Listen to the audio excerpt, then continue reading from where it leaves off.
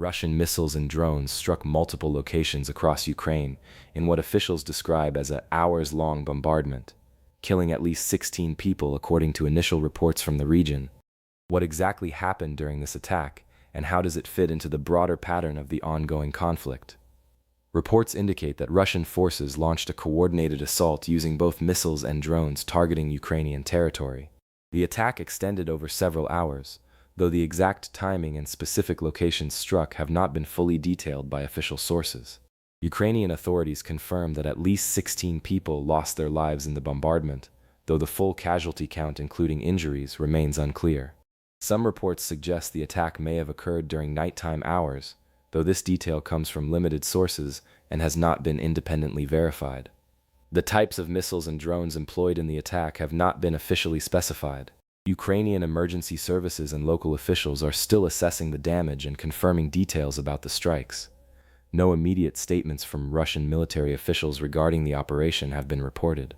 The attack appears to represent a significant escalation in terms of duration and coordination, lasting multiple hours according to Ukrainian sources. This incident occurs within the context of the ongoing conflict between Russia and Ukraine that has been marked by periodic intensification of military operations. Historically, such extended bombardments have often preceded or accompanied broader military campaigns. The multi-hour duration distinguishes this attack from more typical strike patterns, which analysts note could indicate either tactical objectives or resource availability factors. The timing of this bombardment comes as international attention remains divided across multiple global flashpoints, including tensions in the Middle East involving Iran and regional powers. Some observers suggest that periods of international distraction have previously coincided with escalated military activities in various conflicts, though establishing direct causal relationships requires careful analysis. Previous similar attacks have typically prompted international diplomatic responses and discussions of additional support measures for affected populations. Neither Russian nor Ukrainian government officials have issued comprehensive public statements about this specific attack as of current reporting. Ukrainian authorities are focused on emergency response operations and casualty assessment according to standard protocols for such incidents.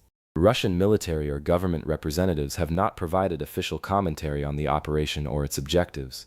International partners of Ukraine have not yet issued formal responses to this particular bombardment, though such statements typically follow within days of major military escalations.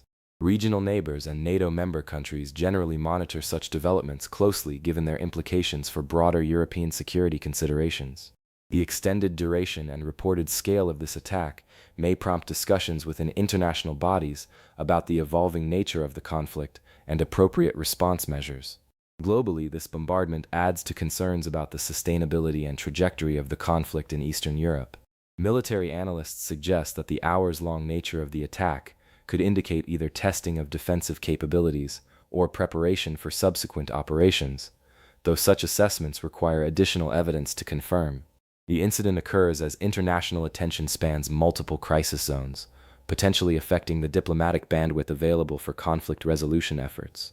Energy markets and supply chain considerations continue to factor into global economic calculations regarding regional stability. International humanitarian organizations typically increase monitoring and assistance preparations following such escalations, as civilian infrastructure and population centers often require immediate support.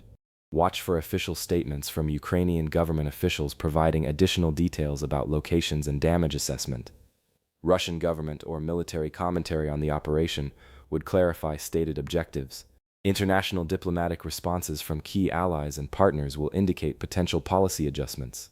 Casualty figures may be revised as emergency response operations continue and more comprehensive assessments become available. How do you think the international community should balance immediate humanitarian concerns with longer-term diplomatic strategies in situations like this?